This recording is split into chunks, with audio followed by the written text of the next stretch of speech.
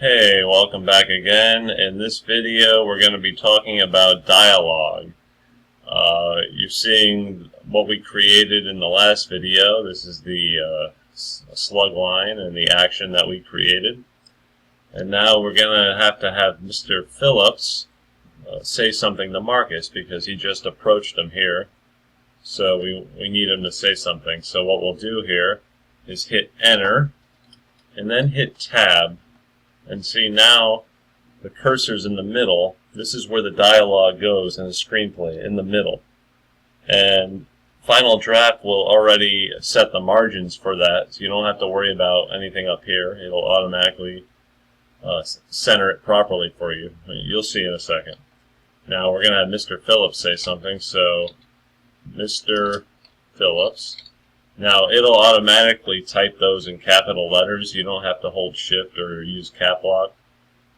Just type in the name, and it'll be in capital letters. And then hit Tab. Now, this is parenthetical, as you can see up here. This is where you would enter the something that the character is doing while he's saying the dialogue. Like, let's say he's smiling. Smiling. Yeah, you could say it like that. Only use this if it's something crucial to the scene, or you want to emphasize what the character's doing while he's saying something. Otherwise, you can just go like that. Just hit Enter after this, and it goes right to the dialogue. See, if you want to go to the parenthetical part, you hit Tab, and then it goes. See the parentheses?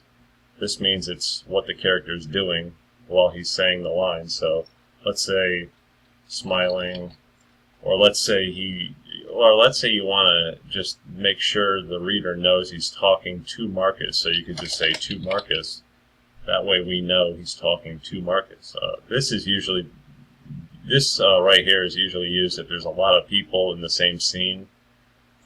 And you want to make sure the audience knows that he's talking to this character and not some other character. But since there's only two characters so far in the scene, we don't really have to put this. We can just say Mr. Phillips and then hit Enter after that, and then just start typing the dialogue. So, Mr. Phillips approaches Marcus. Now, what's he going to say? Marcus, what are you doing? What are you doing here with that ball?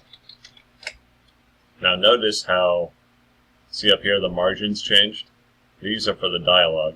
The right margin and the left margin are very narrow when you do the dialogue. You know, it's closer together than the action scene, as you can see. And then, alright, what are you doing with that ball? And then you would hit Enter, hit Tab again, type. See, now it automatically comes up because we've used these names before, so you can just hit M, and then you see you get to choose which character. We're going to use Marcus, so hit Tab, and hit Enter. What do you mean, sir?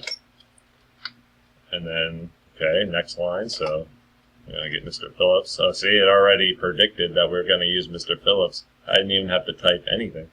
So all we have to do is hit Tab. And right there, I didn't have to type a letter. And hit Enter. Why did you kick the ball over the field goal? Now again, this scenario is ridiculous. I'm not even concentrating on the story here. I'm just showing you an example. Why did you kick the ball over the field goal? Okay. And then we would do. See, it already predicted that Marcus would be the next character talking, so we just hit Tab. And then, I'm sorry, sir. Something weird like that. And then we could have, okay, now we could have Mr. Phillips remains silent. Now what I did here was I hit Enter to go back to the action line. And then I typed in the action. Let me do that again. Okay, I was here. I hit Enter. See, now the cursor's all the way on this margin, which indicates the action side. So now I'm on the action. So I type Mr. Phillips remains silent, which would now mean that Marcus is going to get in the next word. So, sorry, sir. Will you forgive me? I don't know. Okay, now look what happened here. I typed in this again. I typed in another line with Marcus, and this automatically popped up, continued. What happens is, when you have a character saying two things consecutively like this, you see the last person to talk was also Marcus. Marcus here and Marcus here. The second time he talks, this comes up. This is saying that it's a continuation of this. It's the same character talking because no other characters have talked in between this. So we have a continued here that automatically comes up. You don't have to type this. We'll do it again. Marcus, and then I'll just hit tab, or so tab, and then it comes up again. Let me do that again. Marcus, hit enter, and then it comes up automatically. Yeah, that's good to have. It's a good feature that they put in there for you, Final Draft, because it would be a pain to have to type that every time. All right, now let's say we want to have a voiceover. A voiceover is a voice that talks over the film, but you don't see it. So let's say, okay, let's set the scene right for this. Let's say Phillips remains silent. He walks away. Marcus cries. Now we can have like a narration.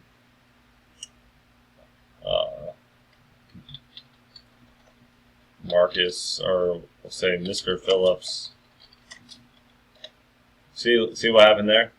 I hit space left parenthesis, and then we get all these options here. Let's go over what these are. Voiceover, like I explained, it's a voice that goes over what is happening. You could use VO to describe, let's say a character is talking to somebody on the phone who you don't see, but you hear them. Now, the person that you're hearing, but you don't see, that character gets a VO next to their name.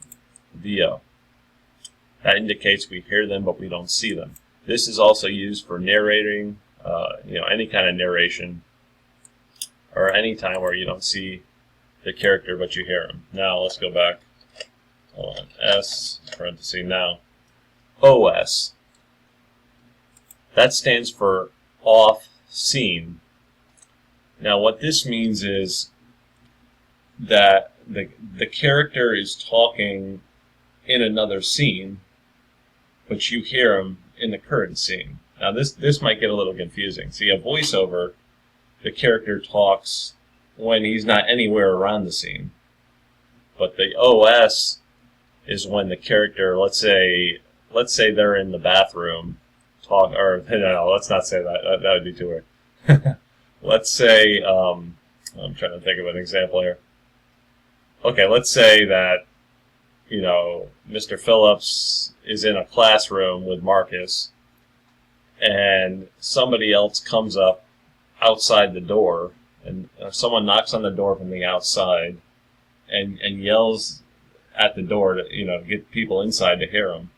So you'd say something like, let's say this is just a example here. Let's say, assuming this character was already introduced, let's say Mr. Johnson, OS, Mr. Johnson's outside the door, and he's talking to these characters through the door, but we don't see Mr. Johnson, even though he's outside the scene. It's not a voiceover because he's there, he's just not in the same scene as them. He's outside the scene, so we would write, Mr. Johnson, can I come in? Okay. That means he's right next to the scene, but we don't see him. Or if another one, let me show you OC. OC means off camera. Now, what this indicates is, let's say Mr. Johnson is in this scene, he's in the playground, but we just don't see him on camera. Like, he's around these characters, he's in the same scene, but we just don't see him. Maybe he's standing behind a character. Let's say Mr. Johnson comes up behind Mr. Phillips and says something, but we don't see this character. It's like a surprise. Mr. Johnson comes up behind Mr. Phillips and wants to surprise him by saying something. Like, hold on. Hello, Mr. Phillips. This indicates that we're not seeing him when he says this, but he's still in the same scene when he does say it. And then the next scene would probably be, Mr. Phillips turns around, his eyes bulge, and then Mr. Phillips, now we're going to specify who he's talking to, because there's multiple people in this scene now.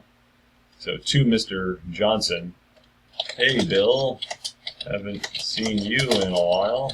What's new?" Something like that. And then, of course, when Mr. Johnson talks again, we don't have to put OC, because now we see him. You know what we should have put here? Mr. Johnson smiles at Mr. Phillips.